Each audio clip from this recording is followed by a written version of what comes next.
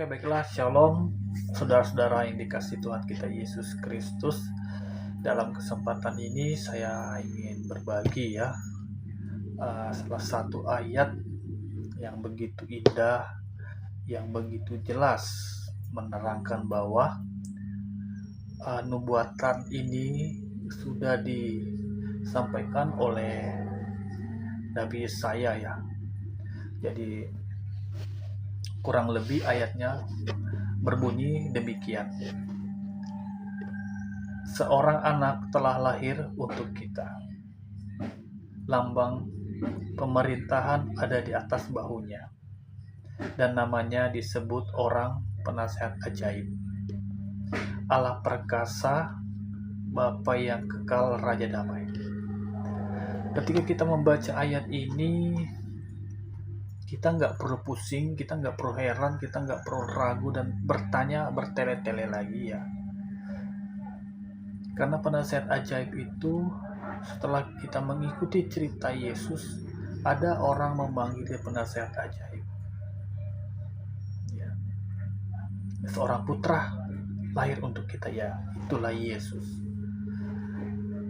Nah, di dalam ayat nubuatan ini juga sudah dijelaskan penasihat ajaib, Allah perkasa, Bapa yang kekal. Jadi siapakah Allah itu? Siapakah Bapa itu? Itu jadi pertanyaan kita ya. Jadi Allah Bapa itu ya, dialah si Yesus itu menurut yang dinubuatkan oleh Nabi Yesaya. Jadi Alkitab sudah menjelaskan bahwa seorang anak telah lahir bagi kita itu. Dialah Allah itu sendiri.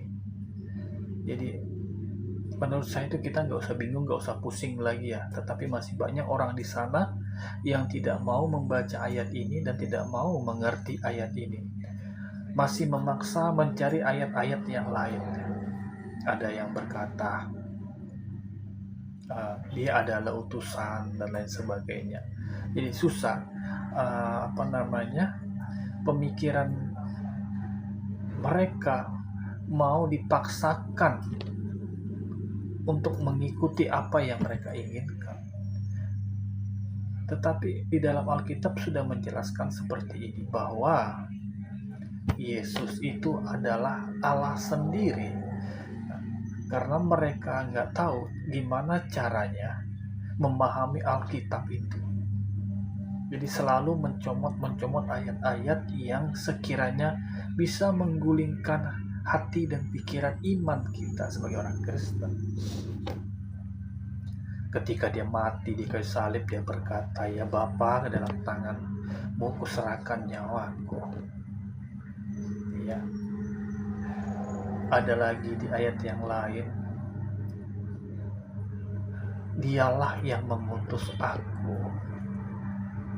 Jadi orang-orang mengambil ayat-ayat yang seperti itu untuk menyerang kita. Tetapi ayat-ayat seperti di dalam Yesaya ini nggak mau mereka ambil. Nggak mau dijelaskan. Nggak mau mereka memikirkan hal itu. Kenapa dia bisa disebut penasihat ajaib? Allah perkasa, Raja damai, Bapa yang kekal. Ya. Jadi anak kecil pun tahu putra yang dilahirkan berarti Yesus. Tapi kok dia lagi Allah? Tapi kok dia lagi Bapa? Berarti Allahnya kita ini maha kuasa gitu. Jadi jangan anggap Allah itu lembek, jangan anggap Allah itu bodoh ya. Jangan kita memikir Tuhan itu hanya sebatas pemikiran kita manusia. Kok Tuhan bisa menjadi ini? Kok Tuhan bisa menjadi itu? Jadi itu pemikiran yang membuat kita sesat. Yang membuat kita salah menerjemahkan atau mengartikan, memikirkan apa yang ditulis oleh Alkitab. Karena kita memaksa pemikiran kita secara manusia itu untuk menaklukkan apa yang telah dinubuatkan oleh Tuhan. Jadi bukan manusia yang mengatur Tuhan, tetapi Tuhanlah yang mengatur kita. memberi kita pemikiran, ya, supaya kita bisa memahami apa yang dimaksud di dalam Alkitab ini. Saya ulangi lagi, seorang anak telah lahir untuk kita. Penasehat ajaib, Allah perkasa, Bapa yang kekal, Raja damai. Siapa itu? Ya, jadi mungkin cukup itu yang dapat saya sampaikan.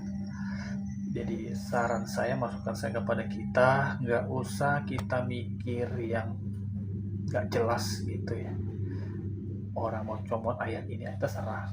Ayat ini saja sudah cukup bagi saya ya, untuk mengerti, untuk memahami apa itu, siapa itu Yesus.